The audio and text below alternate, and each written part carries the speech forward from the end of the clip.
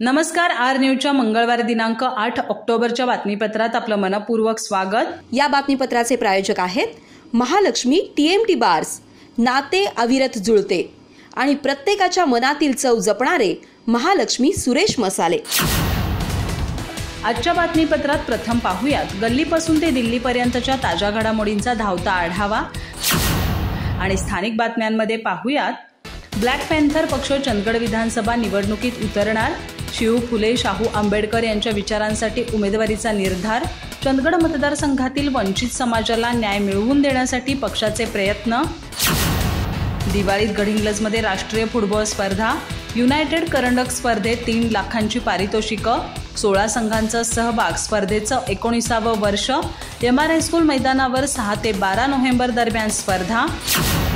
लहान मुलांसाठी श्यामची आईचं वाचन गरजेचं, राष्ट्रपती पुरस्कार विजेते मुख्याध्यापक सुनील सुतार यांचं प्रतिपादन, श्यामची आई कादंबरीच्या क्रमश वाचनाचा उपक्रम सुरू,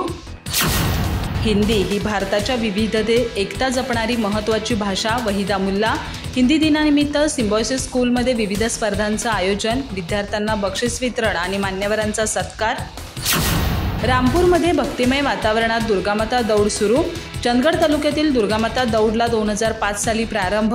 शिवप्रतिष्ठान हिंदुस्थानच्या पुढाकाराने दौड उत्साहात, गावातील शाळकरी मुलांपासून ते वयस्करांपर्यंत सर्वांचा सहभाग,